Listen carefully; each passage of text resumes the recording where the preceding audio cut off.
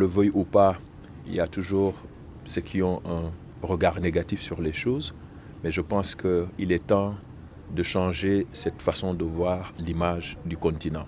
Image positive, on ne peut pas drainer l'image négative et avoir également d'autres qui viennent pour vous appuyer. Ça doit être toujours une image positive. Il y a eu beaucoup de choses qui ont été faites depuis les indépendances à nos jours, mais il y a beaucoup à faire. Maintenant, il faut construire sur les maillons positifs. Maillons positifs, ça veut dire qu'il y a eu beaucoup de surfaces emblavées depuis l'indépendance à nos jours. Il y a eu beaucoup d'infrastructures qui ont été faites. Il y a eu des spéculations, des productions qui ont été, mais ce n'est pas assez. La population a augmenté. Aujourd'hui, au Sénégal, on a 18 millions d'habitants. Ce n'était pas le cas avant. Les besoins augmentent, la sophistication des consommateurs, c'est les marchés émergents. Et donc, on ne peut pas que importer et vouloir donc répondre. Mais on peut produire et on a ce qu'il faut. Nous avons le capital naturel, terre, eau, sol, biodiversité. On a le capital humain, les jeunes qui sont là et qui ne cherchent que ça. Cette énergie doit être faite. Il y a aussi des gens qui sont assis sur des ressources financières, qui n'attendent qu'à investir. Il y en a qui ont la connaissance, qui font la recherche. Ce secteur, c'est la science, mais c'est beaucoup d'écosystèmes.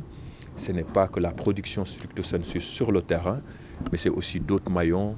C'est ceux qui font la vente, c'est le commerce digital, c'est la transformation, c'est la valeur ajoutée au lieu d'exporter. Et donc, les politiques aujourd'hui sont beaucoup plus cohérentes, coordonnées, très claires, qu'il est temps maintenant que l'Afrique nourrisse l'Afrique, mais l'Afrique également crée de l'emploi pour les jeunes. Et je pense que c'est le mot partout pour les leaders sur le continent. Et c'est cette ère qui est également transcrit en politique sectorielle et politique publique, en politique nationale, en vision, qu'il faudra forcément donc mettre en œuvre. Et au cœur, ce sont les jeunes qui doivent prendre les devants. Pour ne pas être observateurs, doivent être acteurs de la collaboration. Et je pense que c'est également cet engagement citoyen partout sur le continent que chaque jeune Africain doit avoir pour se dire que sur les différents maillons de la chaîne de valeur des systèmes alimentaires, systèmes de production agricole, de la transformation, c'est là où je me sens à l'aise et j'ai mon rôle à jouer. Et je ne vais pas m'asseoir, je vais aller au devant de la scène et contribuer à cette transformation sur le continent. Lorsqu'on parle de l'héritage culinaire, parce qu'aujourd'hui on parle de l'aliment, c'est de la production, c'est manger, mais nous sommes des Africains, c'est notre identité.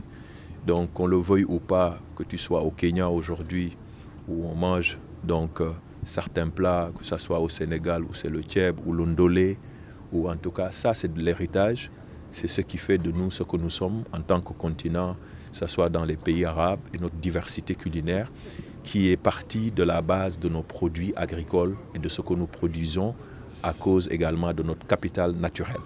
Et ce capital naturel, sa productivité et sa capacité à produire par rapport à nos réalités. Et malheureusement, avec la mondialisation, il y a beaucoup de réalités qui ont été abandonnées au profit, bien sûr, de d'autres héritages culinaires, d'ailleurs, qui, malheureusement, ne font qu'aggraver nos importations parce que ce sont des produits que nous ne produisons pas, alors qu'on pouvait en fait également mieux valoriser, mieux consolider tout ce qui a été fait pendant des années et qui a un sens. Et cela, dans le cadre de ce forum, ce sont des réflexions. C'est également des réflexions où les chefs africains ont même un rôle à jouer.